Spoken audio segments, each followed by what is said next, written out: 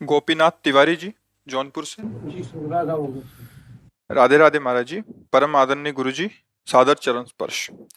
गुरु जी, मानव ईश्वर अंश के बाद भक्ति के विपरीत माया से अधिक सम्मोहित क्यों होता है? खेल है प्रभु का, खेल है। एक रंगनाथ जी हमारे यहाँ मंदिर वृंदावन में, उसमें साल में एक बार उत्सव होता है विशेष। उस उत्सव में हम सब मिलित हुए थे जाके। एक खंभा खड़ा होता है, बहुत लंबा खंभा, उसके ऊपर अर्थ, धन और कुछ ऐसे जैसे कीमती पदार्थ, स्वर्ण है, मणि है, मीठा, ऐसी चीजें बांधी जाती है। इसके बाद आपको शरीर से चढ़ के और वो लेना है। हमारी बात समझना, खेल होता है एक। तो ब्रज के बड़े बड़े पहलवान केवल लंगोट पहन करके, मान लो 100 ऐसे खड़े होते हैं, ऐसे क्रम बाई क्रम चढ़ते हैं, और जिसने वो इनाम बांधा है उसी ने खेल रचा है, और वही चढ़ने की योग्यता की बात करता है वहां पर, और वही चढ़ ना पावे इसलिए घी, दही, पानी ये भर करके सीढ़ी से जितने शरीरधारी चढ़ते हैं उनके ऊपर डालते जा रहे हैं। अब चढ़ के दिखाओ, और जो चढ़ पाता है तो वो संपत्ति और वो इनाम प्राप्त करता है। ऐसे ही भगवत प्राप्ति ऊंचाई पर बांधी गई खेल है, मालिक का खेल है। इसके बाद ये शब्द, स्पर्श, रूप, रस, गंध, ये फिसलन डाली गई। अब चढ़ो, वही डाल रहा है फिसलन जिसने इनाम बांधा है, परम पद का अधिकार, परमानंद की अनुभव, चाहे सारिष्ट, सामीप्य, सायुज्य, जो भी चाहो पद वो प्राप्त हो जाएगा, पर फिसलन डाली जाएगी। अब तुम्हें फिसलना नहीं है, तो कई बार देखा कि पहुंचते पहुंचते फिसल गए, पर वो लोग हारे नहीं, 4-5 बार में फिर वो पहुंच गए, पकड़ लिया। तो उससे हमें उदाहरण, अपने लोगों का जो दिमाग होता है ना, वो चिंतनीय होता है। हर घटना में, हर बात में अपने काम की बात निकाल लेना। तो उस भागवतिक मेले में, उस दृश्य में ये बात पकड़ में आई। ठीक ऐसे ही मालिक खेल खेल रहा है हमारे सामने। वो भोग रखता है फिसलन वाले, जिससे हम परमानंद स्वरूप अपने आत्मबोध या भगवत प्रेम पाने के लिए ही उसने वो भी रखा है, मानव देह भी दिया है, उसी का रचा हुआ है, पर फिसलन उसने जरूर रखी। एक बार फिसलो, 2 बार फिसलो, 3 बार फिसलो, पर हारना नहीं, चढ़ जाओ, चढ़ जाओ। तो कभी काम फिसला देता है, कभी क्रोध फिसला देता है, कभी मोह, कभी अहंकार, कभी ईर्ष्या, मत्सरता, नाना प्रकार की फिसलन वाला हमारे सामने खेल रचा जाता है। अब वो आकर्षण फिसलन वाला है ही रचा, इसीलिए गया है कि तुम इसी में लगे रहो। अच्छा लगे रहो तो मालिक का खेल है, आनंदित रहो। जब इससे ऊब जाना तो वो है चढ़ो। फिर ये चढ़ाई है, ये ऐसी चढ़ाई है, खड़ी चढ़ाई है, बिना सहारे के नहीं चढ़ सकते हो। इसमें गुरुजनों का, निकले हुए महापुरुषों का सहारा। गुरु जी सम्मोहित बहुत करती माया, भक्ति उतना नहीं कर पाती। वैसे सम्मोहन माया नहीं करती, आप मोहित हो रहे हो। हमें बताओ माया का रूप क्या है? हम सहन, वातावरण, खाना पीना, प्यार, दुलार, समाज, पुत्र, ये आप स्वीकार किए हो प्रभु। आपको कोई आकर्षित कर रहा है क्या? आप ही तो फंसे हो। एक ये आवश्यकता है ना। आवश्यकता बिल्कुल नहीं भैया, तुम्हें अज्ञान में हो। हमारे स्वरूप को कभी भी किसी भी तरह का अभाव नहीं व्यापता। अभाव देह को लेकर के होता है। गुरु जी एक बात हुआ विंध्याचल में यज्ञ, वहाँ लड़ुआ जी बाहर पटके कर भूखे भजन हो, गोपाला ले ले अपन कंठी माला। ये भूख किसका विषय? प्राणों का विषय। पहले देखो, जहां आप बात कर रहे हो यहां शुद्ध आध्यात्मिक मार्ग की बात होती है। भूख का विषय कौन? भूख प्यास का विषय अगर थोड़ा शास्त्रीय ज्ञान हो तो समझ सकते हो। प्राणों का विषय है। आप प्राण नहीं हैं, छांदोग्य उपनिषद पढ़ के देखो, आप प्राण नहीं हैं। तो अब आप अपने को और कुछ मान लेंगे तो ये ले कंठी माला। किसकी कंठी माला? किसकी? ज्ञान में आओ तो, और भक्ति। आप अपने स्वरूप को नहीं जानते हो। कितने हाथ का शरीर है? अगर अपने हाथ से नापो, 3.5 हाथ का। कितने साल हो गए आपको इस शरीर में रहते? 58 साल में 58 सेकंड भी कभी नहीं सोचा अपने स्वरूप को कि तुम हो कौन। अगर तुमसे पूछा जाए आप कौन हो, तो अपने गांव का नाम बताओगे, शरीर जहां जन्मा है वो बताओगे, शरीर का जो नाम है। आप इतने ज्ञानी हो कि 3.5 हाथ में रहते हुए 58 वर्ष हो गए, और आप अपने को अभी तक नहीं जान पाए। अब बोलो कैसे तुम जान पाओगे कि माया क्या है? सत्य देखो, ये अध्यात्म मार्ग है। यहाँ मतलब बिल्कुल लक्ष्य पे बात होती है। अब लक्ष्य नहीं समझते हो तो फिर हम चुप हो जाएंगे। हमारे पास व्यवहार वाली ज्यादा बातें हैं नहीं, क्योंकि बचपन से भगवान ने व्यवहार में रखा ही नहीं। अपने को आप नहीं जानते हो भाई, शरीर को मान लिया, अब शरीर में अभाव ही अभाव है, स्वरूप में कभी अभाव नहीं है, प्रभु में कभी अभाव नहीं है, देह में अभाव। हम जिसको प्रिय मानते हैं, जिसको सुख मानते हैं, हम स्वयं उसको पकड़ लेते हैं और लगता है मैं भी इसके बिना जी नहीं सकता। ये हमारी गलती है, कोई माया नहीं है। जो हमें प्रिय लगता है वो हमें नहीं लगता है, इंद्रियों को लगता है। बहुत बढ़िया सुगंध आई, किसने बताया? घ्राणेन्द्री ने। ये किसका विषय है? घ्राणेन्द्री का। बहुत बढ़िया खीर पुआ बने, किसका विषय है? रसेंद्री का। बहुत बढ़िया गायन, किसका विषय है? श्रवणेन्द्री का। बड़ा सुकोमल स्पर्श है, किसका विषय? त्वगेन्द्री का। मना कष्टान इंद्रियाणी प्रकृति स्थानी कर सती। भाई बांधा किसने? तुम खुद बंध रहे हो। बंधे हो कीर मरकट किने। गोस्वामी जी कह रहे ना, जड़ चेतन ही ग्रंथि पड़ गई यद्यपि मृषा छूटति कठिनाई। जो कह रहे हैं कि ये लो अपनी कंठी माला, भूखे भजन होए गोपाला, ये बिल्कुल मजाक है। जैसे विनोद में नहीं कहा जाता, ये बिल्कुल विनोद है। ये कोई सिद्धांत नहीं है, कोई सत्य मार्ग नहीं।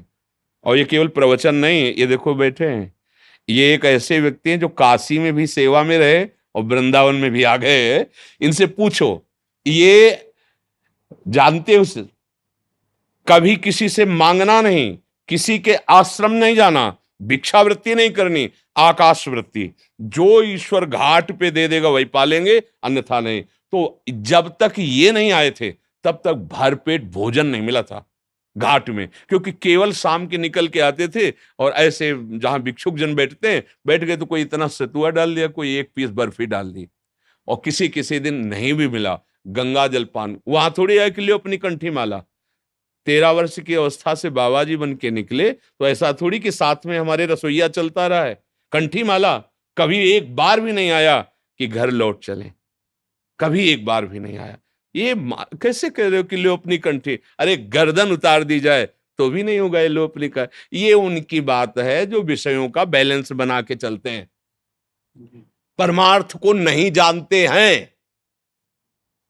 ऐसा कैसे हो सकता है कि हम प्रभु के मार्ग में चले? लो अपनी कंठी माला मतलब सुख वांछा, देह भाव, इंद्रिय पोषण, ये एक मजाक में कहा जाता है। एक मजाक में जैसे कुछ शब्द बोले, ये सिद्धांत नहीं कहा जाता है।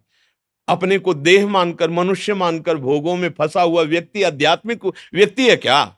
परमार्थिक व्यक्ति है क्या? वो तो विषयी है, देहाभिमानी है। कैसे समझोगे? अध्यात्म, अध्यात्म एक अलग क्षेत्र है। व्यवहार का जो आकर्षण है अलग से, हमारा माना हुआ आकर्षण। जैसे देखो, एक आदमी मांस खाता है, बहुत आनंदित होकर जाता है कि ये वाला दीजिए।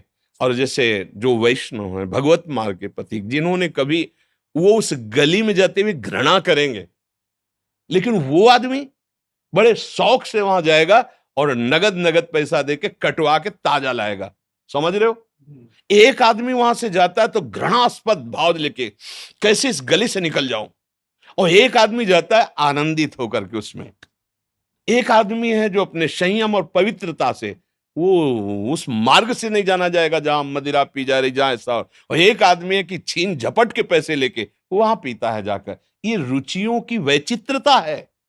कौन बांध रहा है तुम्हें? तुम ही तो बंधे हुए हो। ऐसे ही समस्त भोगों में कौन सा भोग ऐसा श्रेष्ठ है जो पवित्र और महान हो? हमें बताओ। सबसे ज्यादा चरम सीमा का भोग संसार में काम सुख रखा गया है। सब सुख एक तरफ और काम सुख एक तरफ।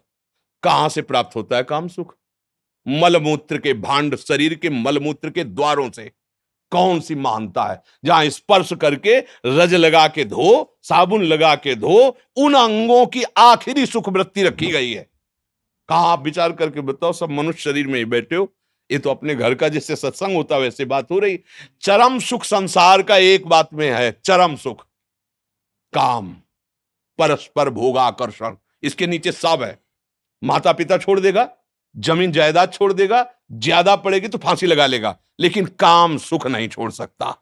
आखिर देख लो, आंखों में उठा के देख लो, पूरे परिवार का कत्ल करके भाग जाएगा, भाग जाएगी।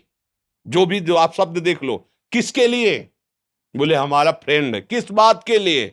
ना उसके तत्व को जानते हो, ना उसके तत्व को जानते हो, बिल्कुल केवल शरीर आसक्ति। और वो शरीर आसक्ति अगर उससे सुंदर भोग मिल गया तो उसको त्याग देगी। भर्तरी जी का चरित्र पढ़ के देख लो, क्या है ये, है क्या? बोले बड़ा आकर्षण। कहां आकर्षण है? मलमूत्र के द्वारों में। फिर आपको चुभेगा। रमा विलास राम अनुरागी तजत बमन जिमि जन बड़वा। जैसे उल्टी की जाए, कौन देखना चाहेगा उसे? कौन देखना चाहेगा? ये कौन सा भोग है ऐसा? बर्फी पेड़ा शीशा में रखे अच्छे लगते हैं, 2 मिनट के बाद खाओ और लील जाओ और उल्टी कर दो, फिर देख ले कोई।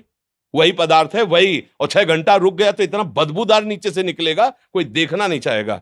क्या है यहां सुख? कौन सा सुख है?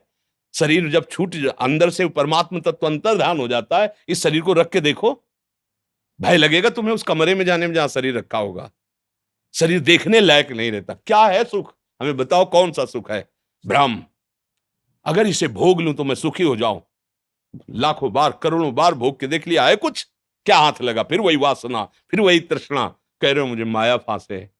अरे तुम खुद अज्ञानवश आसक्त हो रहे हो। कहां सुख है? कहां है? किसमें है? बताओ। अगर है तो तुम्हें तृप्त हो जाना चाहिए। मेरी मांग है कि मुझे ये मिल जाए। मिल गया, अब तो शांत हो जाना चाहिए ना कि भाई अब कृत्य भयो में। जैसे केवट जी जो भगवान के चरणारविंद का प्रक्षालन करके चरणामृत पान कर रहे ना, तब प्रभु से कह रहा अब कछुलाथ अब नहीं चाहिए। जो खोज रहा था आनंद, बहुत काल में कीन मंजूरी, बहुत श्रम किया, फल तो आज मिला है रघुनाथ जी। आपके चरणों का चरणामृत पान करके, चरण पखार के। विश्राम कहां है? भगवान के चरणों में। बड़े बड़े चक्रवर्ती सम्राट अपने राज्य सुखों का त्याग करके और भगवान के भजन में जाकर विश्राम प्राप्त किया है। हम खुद फंस गए हैं, कोई हमें नहीं फांसे, हम खुद फंस गए हैं। सुख मानकर खुद फंस रहे। आप अच्छे से विवेक से बताओ कौन सा ऐसा सुख है जो स्थायी है, जो हमको सदा प्रसन्न रख सकता है, जो हमें क्लेश रहित कर सकता है? एक भी सुख बताओ। बोले अगर रुपया हो जाए तो फिर मस्त हो जाएंगे। जिनके अरबों खरबों रुपया है ना, टेबलेट से नींद आती है, शांति नहीं है, और चाहिए। क्योंकि अब इतनी पोजीशन बढ़ गई है, अगर इससे नीचे उतरे तो संसार क्या कहेगा? खुद फंस गया, कोई किसी को कुछ नहीं कहता, वो अपने आप में फंसा हुआ है। अब उसको चाहिए कि अमेरिका का जो सबसे बड़ा धनी है उसकी टक्कर हो, कि इंडिया में ऐसा, भारत में एक ऐसा धनी है जो विश्व लेवल का है। विश्व लेवल का जब बन जाएगा ना तो दिमाग खराब हो जाएगा उसका। अब ये स्थिति नीचे न गिरने पावे, कोई हमें परास्त न कर पाए। कहां शांति? सब जगह अशांति, भय। गोस्वामी जी का अनुभव, तब लगी कुशल न जीव कहूं, सपने हूं मन विश्राम, जब लगी भजत न राम कहूं, शोक धाम तज काम। हम खुद फंसे भैया, हमें कोई नहीं फंसाए। कोई अगर हमें फंसा सकता है तो हम खुद फंसे, हम ही फंसाने वाले, हम ही मुक्त होने वाले हैं। बंदे कीर वो पकड़े कि अगर छोड़ दिया तो मर जाऊंगा, अगर छोड़ दे तो मुक्त हो जाए। बहली आता है, फांस के ले जाता है। बंदर ऐसे सुराई में ऐसे डालता है, छुआरे चने आदि ऐसे कस के पकड़ता है, लोभी। अब उसने सोचा मुझे किसी ने पकड़ लिया, अगर वो छोड़ दे पदार्थ तो मुक्त है। लेकिन वो सोचता है अब वो पदार्थ छोड़ता लगे, उसको लगता है मुझे कोई आया एक डंडा मारा बांध के ले गया। ऐसे ही काल भगवान ये पदार्थ फेंक दिए हैं, शब्द स्पर्श रूप रसगंध, हम इनको भोगने में लगे हैं और लगता है कि अब मैं इनके बिना जी नहीं सकता और मैं बहुत फंस गया और कोई है माया जो मुझे फांसे हुए। जैसे वो बंदर सोचता है कोई बंधन जो मुझे पकड़ लिया है, कोई पकड़े नहीं। एक दिन एक महात्मा किसी राजा से मिले तो राजा ने कहा महाराज सदुपदेश कीजिए। तो उन्होंने कहा भाई सदुपदेश का तो स्वरूप ये है कि राज्य का अभिमान छोड़िए, सेवक भाव लाइए और भजन परायण रहिए, भोगों में सुख नहीं है। तो उनका महाराज मुझे माया पकड़े हुए है, मैं बहुत विचार करता हूं पर माया मुझे छोड़ती नहीं। दूसरे दिन टहलने के लिए निकले राजा के साथ, और एक आम के पेड़ को ऐसे पकड़ लिया। बोले महाराज सैनिक बुलाइए और मुझे मुक्त करवाइए, इस पेड़ ने मुझे पकड़ लिया है, महाराज मुझे मुक्त कराइए। कहा महाराज आप तो ज्ञानी महात्मा है, ये जड़ पेड़ आपको कैसे पकड़ सकता है? आप चैतन्य हो, आपने खुद पकड़। बोले समझ में आ रहा है आपको? बोले महाराज वो तो स्पष्ट दिखाई दे रहा है, आप चैतन्य हो, पेड़ जड़ है, जड़ आपको कैसे? बोले हाँ, ये जड़ माया तुझ चैतन्य को नहीं पकड़ सकती, तूने पकड़ रखा है, तूने अपने को राजा मान रखा है, तू अपने। बात समझो, कोई मुझे नहीं पकड़े। इसी भ्रम को नष्ट करने के लिए भगवान सत्संग देते हैं, शास्त्र स्वाध्याय की आज्ञा करते हैं। अगर आप सत्संग करें, स्वाध्याय करें, गुरुजनों के द्वारा दिए हुए नाम मंत्र आदि का जप करें, तो बुद्धि पवित्र हो। इस भजन सारथी सुजाना, तो हमारी बुद्धि पवित्र हो, तो अभी अभी हमें कोई नहीं बांधे हुए भैया, कोई नहीं है। और जो कुछ भी है, जहां भी आनंद नजर आ रहा है, वो प्रभु ही है, प्रभु के सिवा कोई नहीं। ये अनुभव में आ जाएगा। अब देखो हमारे पास परमार्थ और अध्यात्म के सिवा कुछ बात हमारे पास नहीं। हाँ कि हम तुम्हें जंतुर बांधे दे रहे हैं और हम तुम्हें आज से ये नहीं होगा, वो तो हम है। राम कृष्ण हरि राधा राधा राधा, बस ये है।